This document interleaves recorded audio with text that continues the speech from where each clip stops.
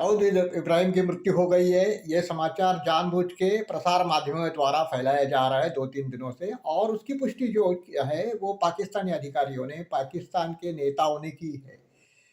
मुझे तो ये लगता है कि ये उन्होंने जानबूझकर एक असत्य को फैलाने का प्रयास किया है कि इसकी आड़ में दूसरा कुछ करने का उनका कुछ न षड्यंत्र चल रहा है, ऐसा ध्यान में आता है। क्योंकि दाऊद इब्राहिम को इतनी सुरक्षा प्रदान की गई थी पाकिस्तान द्वारा, तो उसकी मृत्यु के लिए कौन ज़िम्मेदार है, ये ठहराना बहुत ही कठिन है।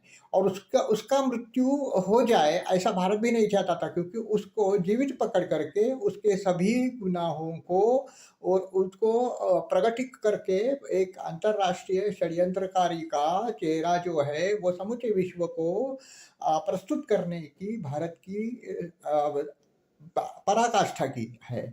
इसलिए भारत के इसमें तो प्रयास नहीं रखते कि इसके मृत्यु के लिए कुछ प्रयास कर इसके मृत्यु के लिए कुछ न कुछ तो करते रहें। और दूसरी बात है कि उसके जो बीच जो उनका जो टोली युद्ध रहता है, उसको शायद वो हो सकता है कि इसके दरमियान उसकी मृत्यु हो गई, लेकिन वो इतना प्रबल था और सब कुछ वो कहे तो राष्ट्रपति पाकिस्तान का जितने अधिकार रखता है उतने उसने इतने ही अधिकार दाऊद इब्राहिम को शायद अभी पाकिस्तान में प्राप्त हुए थे।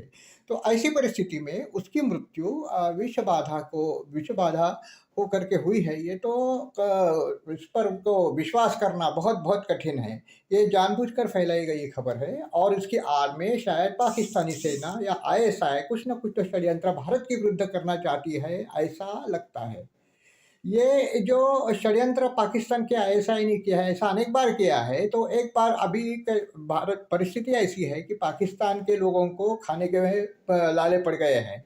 उनको खाने को कुछ भी नहीं है, लेकिन आईएसआई को एक न कुछ तो एक षड्यंत्र सूझ रहा है कि यानी कि जनता का ध्यान जो है वो आकृष्ट करे दूसरी बात की ओर। भारत विद्वेषी भावना से पाकिस्तानी मुस्लिम समाज भरा हुआ है, तो उसका ध्यान हटाने के लिए, दरिद्रता से ध्यान हटाने के लिए कुछ न कुछ तो षड्यंत्र, बड़ा षड्यंत्र भारत के विरुद्ध कर सकते हैं। तो इसके लिए भारत के जो समस्त यंत्रणाएं हैं उनको बहुत ही सावधानता बरतने की आवश्यकता इन विगत कुछ महीनों में पड़ सकती है।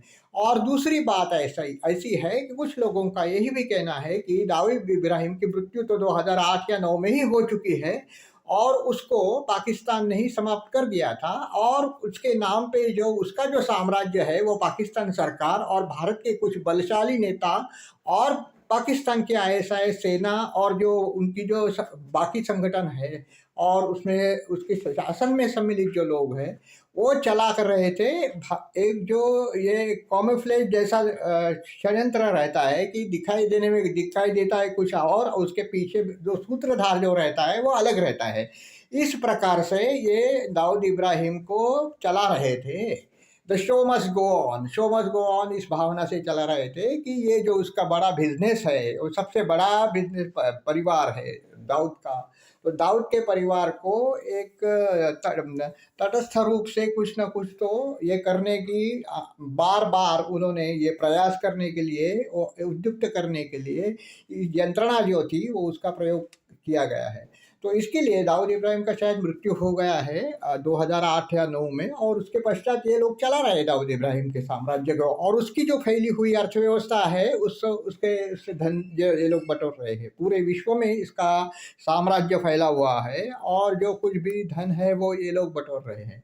ये भी संभव है, परंतु भारत सरकार को अति सावधानता की आवश्यकता है। और इसके ऊपर कुछ लोग बहुत ही आनंदित हो गए, कुछ लोगों ने मिठाइयाँ बांट ली है। तो मैं समझता हूँ कि इसको इस तरह से नहीं लेना चाहिए। वो बहुत ही कमज़ोर स्मरण शक्ति के लोगों को ऐसा शायद होता होगा कि ये हो गया है, और इसके ऊपर विश्वास रखना बहुत कठिन है। पाकिस्तानी व्यवस्था इतनी अविश्वसनीय है और उतनी असत्यवादी है, 100% 100% असत्यवादी है कि उनकी ओर से कोई भी अगर बात की जाए तो उसके ऊपर विश्वास करना मूर्खता है।